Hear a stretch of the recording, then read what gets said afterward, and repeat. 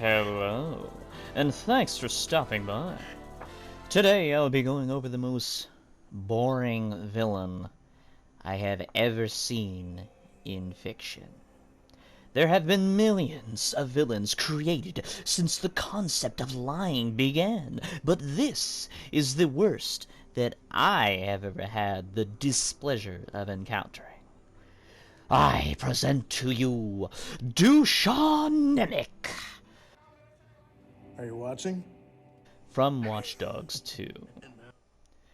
Now, before I go over who and what he is, you might need some background. The Watch Dogs franchise centers, or perhaps centered, on the fear-mongering of technology and the internet. The tone of the first game was dark and gritty. It felt real and focused on a relatable revenge story that people claimed they couldn't connect with. Not sure how no one would be angry their niece was murdered. Good job. People felt so disconnected from the grounded suspense drama that Ubisoft changed the tone for the sequel to fun and quirky with an injection of nostalgia. Basically, if Steven Spielberg made a video game. Audiences felt right at home with callbacks to their favorite 80s films and TV shows like Knight Rider being made into Cyber Driver. I'm sure all the teenagers who weren't even born at that time loved the references they didn't understand. So, Watch Dogs 2 centers around a hacker group battling faceless mega corporations. And the villain behind it all is the epitome of the rich white man with all the power of the world at his fingertips. In all honesty, it actually sounds really cool to me. The idea of an underground hacker team exposing lies and government conspiracies while being targeted by someone who basically controls the world behind a desk sounds really cool. So, how did Ubisoft manage to make Dusan? Yes, that's how you pronounce his name. It's, I believe it's spelled D-U-S-A-A-N, but it might just be one A. But yeah, it's pronounced douche. How'd they make douche the most boring villain in the franchise? Like, how could you fuck that up? Anyway, the game begins with Marcus Holloway, a young man targeted by Blume's CTOS system. CTOS is a computer program designed to analyze and predict threats before they happen, then find the culprit behind it.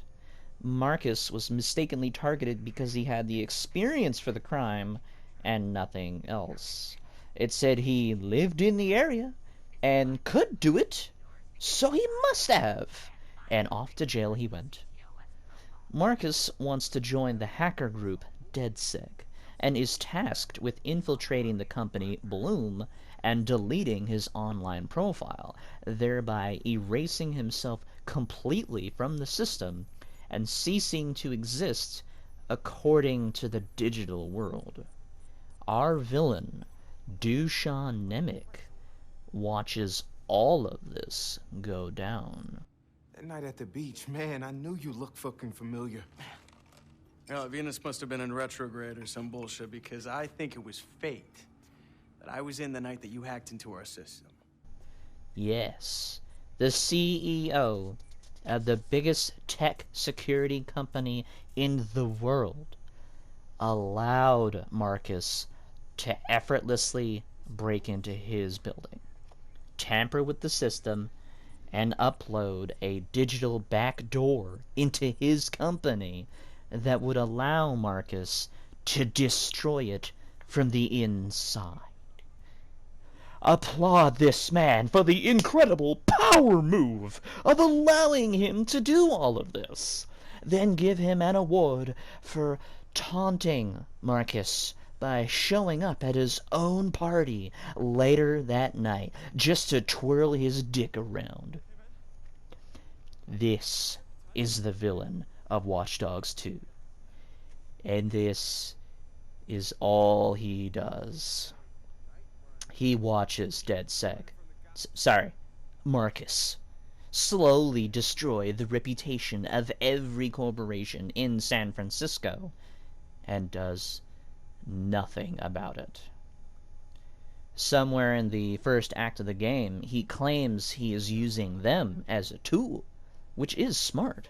And at any point he feels he needs to cut ties and dispose of them, he just needs to call the private security company Umeni Zulu to take care of them. Although I think it's pronounced Umani, but I pronounce Umeni. This statement makes sense. You know, that choice. If I were in this situation, it would be a clever move. Let the pawns think they're leading the path to victory, only to find they left their queen open for attack.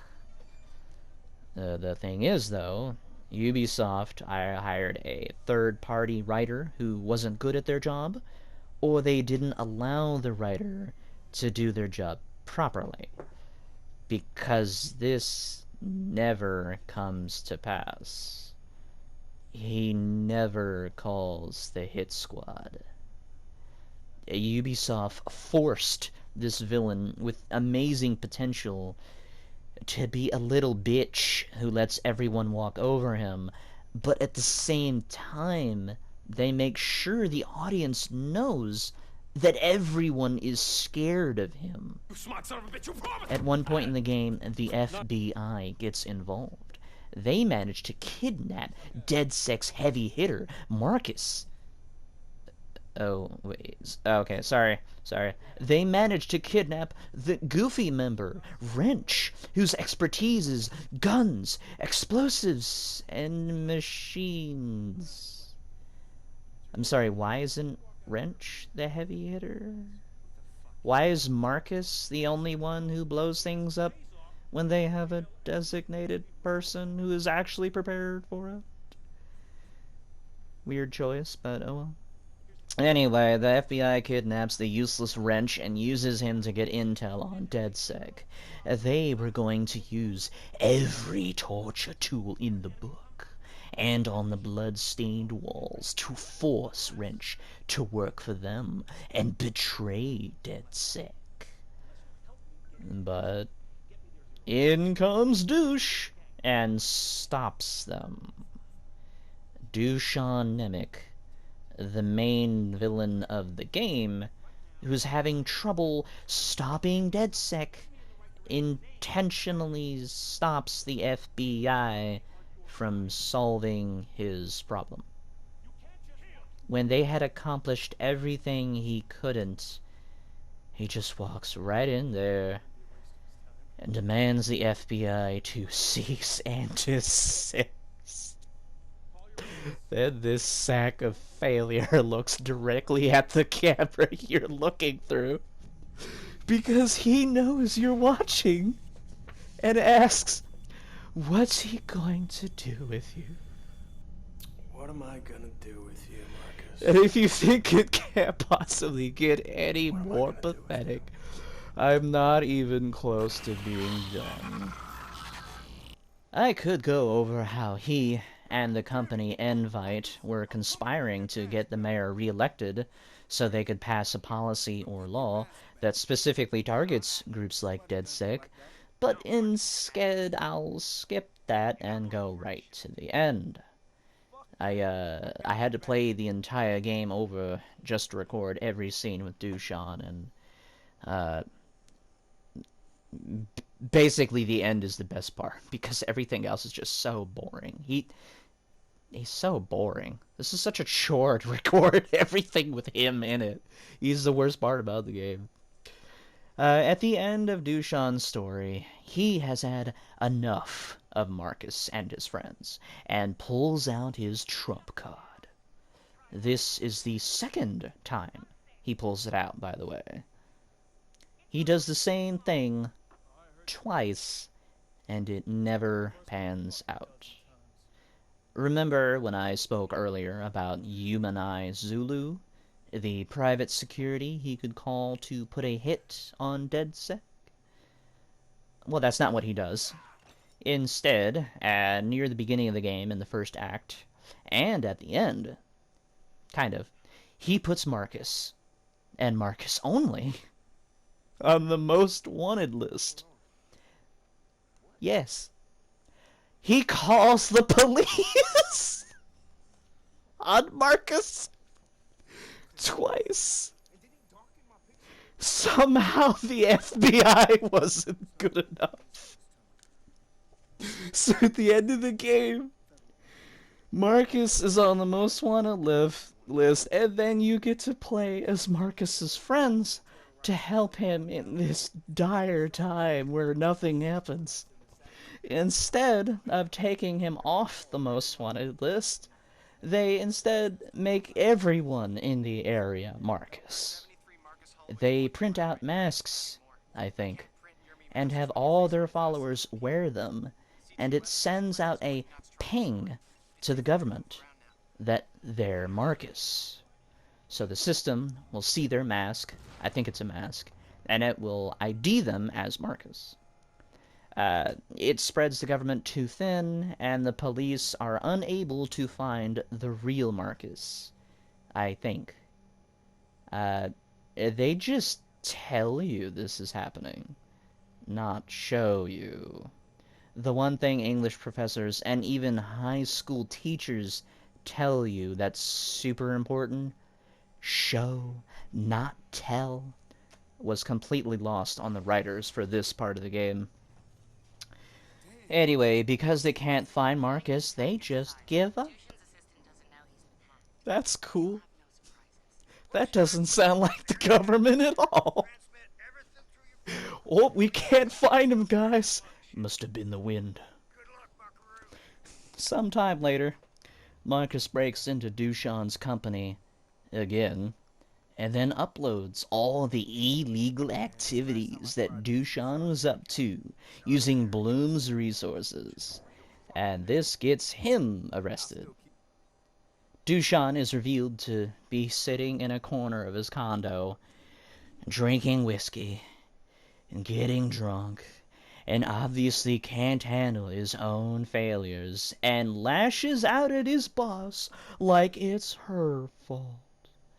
This pathetic sack of existence can't even take the L with dignity. And just to rub in how pathetic he is, Marcus and his friend T-Bone just walk into his apartment and tease him like a little bitch baby. Fuck 'em and leave 'em situation. Yeah.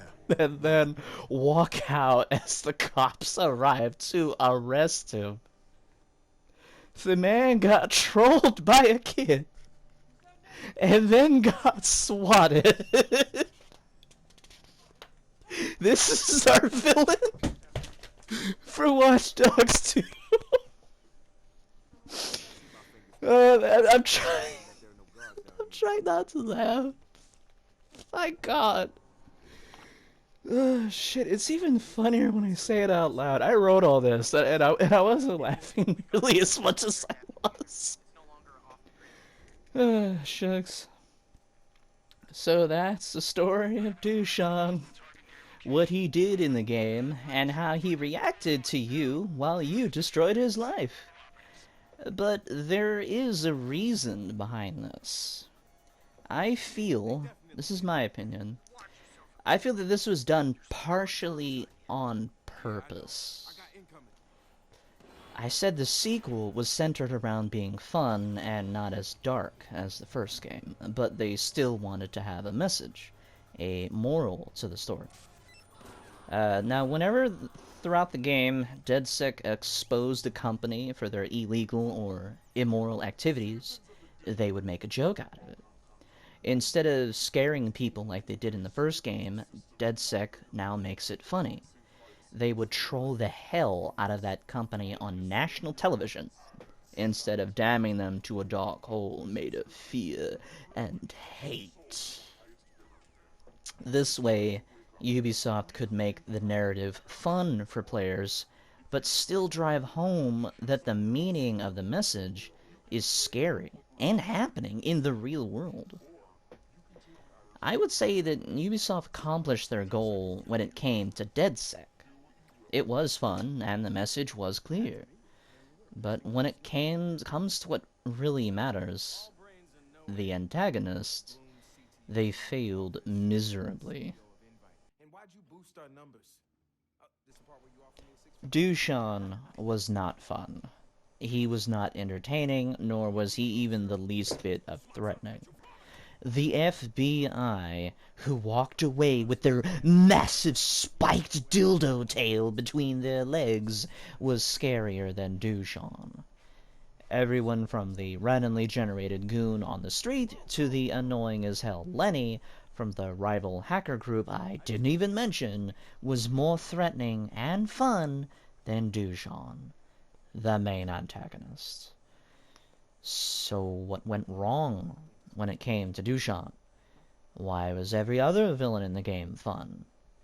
Other villains included faceless corporations, but they had fun missions like hijacking a military spider bot or exposing pedophiles.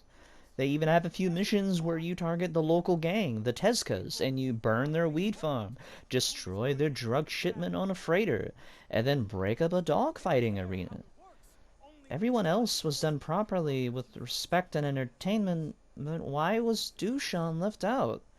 Why was the main antagonist the most boring part of the game? I'm not even leading into anything. I'm legit curious. I don't have an answer in this video. No. I'm trying to figure it out. I mean, you can say they ran out of ideas because a lot of this feels intentional. Sorry, you can't say they ran out of ideas because this feels intentional. They intentionally made Dusan call off the FBI. They intentionally made him incompetent because any sane person would not make the decisions he did. And a writer who cares about their characters would make them worth someone else's time. I'm a writer. I mostly write horror novels, unreleased, and I'm writing a vigilante series right now. Yeah. I care about my fucking characters. Why don't you, Ubisoft? Anyway, so I asked one of my best friends what they would do in this specific situation. I asked her what she would do if she owned this massive cybersecurity company and basically had the world at her fingertips, but had a small-time hacker group targeting her. She gave an awesome answer, and it just shows how much could have been done with Dusan. She wouldn't just outright kill them. She wouldn't and shouldn't have to with the amount of power she has. She said she would bribe DedSec first. Try to end things peacefully, tempt them with greed, and convince them they're wrong to face her, and live a better life where they don't need to worry about such trifles. If that didn't work, then she would try blackmail. She would dig up dirty secrets and threaten to expose them for it. Ruin their reputations so they would have no credibility even if they did expose her. If those plans didn't work, then she would pull out the hired guns. If she couldn't end things with civility, then she'd be forced to pop a cap in their ass. Dusan didn't try to bribe them. He didn't even try to blackmail them. He did nothing. If it were me, I would do things differently as well. I like to watch to see how things play out. I like to play and torture my victims. I want them to scream. I would have watched DedSec to see how far they would go, to see what they were capable of. I would find out where they eat, where they sleep, who their families were, and who mattered the most to each of them. I would start my reign of terror by delivering a message to them. A courier would deliver a purple envelope to them personally. It would warn them not to interfere with me, and if they didn't stop, then they would be courting death. I would know right away they would refuse my offer. That's the point. I want them to refuse. When they go out of their way to troll me with one of their videos, I would begin. I would pick one of the group. Not sure which one, but after picking one, I would snatch them off the street, and then snatch their favorite friend or family member, whoever they feel closest to. Next, I would give DedSec a live show of me feeding their teammate the remains of their loved one. I would force feed their friend the juicy meat of their precious loved one for DedSec to scream and see. DedSec would, of course, rally to their friend's aid, because that's what they do. They would trace the little IP of the live feed and break into the building to rescue their friend. Because I want them to. This is my game. This is how I deal with enemies. What happens next is a glorious, bloody gauntlet of death. For those of you who watch my Resident Evil Resistance content, that's basically what I would do to DedSec. I would have them go through locked hallways as they dodge traps and goons, dressed like monsters, and if they can actually reach the end of the gauntlet, they would be rewarded with the ultimate prize: freedom. The smart thing for me to do would be to kill them all, and instead, and let them escape, because I know they would retaliate. Yeah, I might as well kill them, but I would rather let them escape. But, who knows?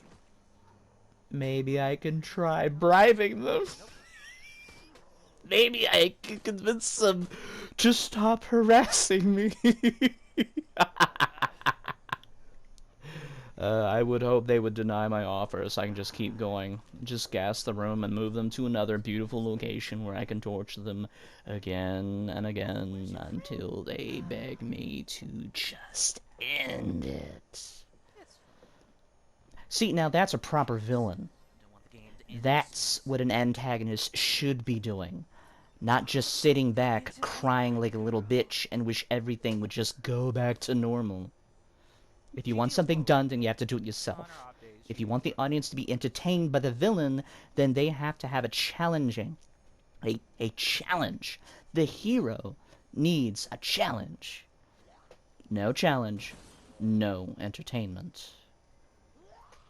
So, thank you everyone for stopping by. I do hope you enjoyed my little video on the worst villain in Watch Dogs. Let me know your thoughts. If you wish to add something I probably missed, then please do go on and comment below. If you enjoyed my psychopathic fantasy, then please check out my Resident Evil Resistance content, or some of my RE-verse beta footage.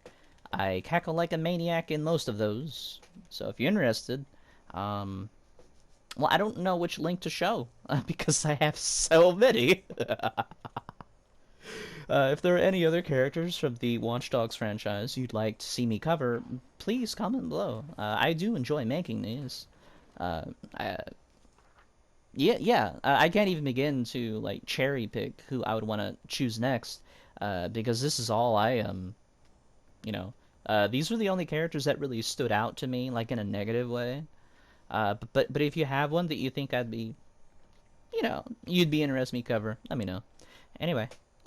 As always, have a great day.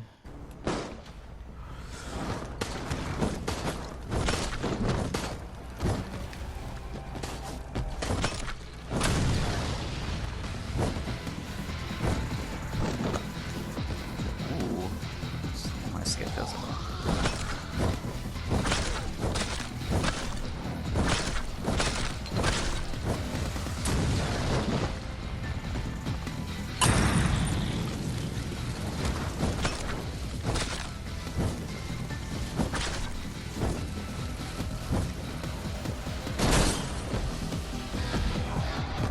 You ever heard of that head-exploding disease? It's quite contagious in these parts. Oh, he got it! Careful, it's contagious.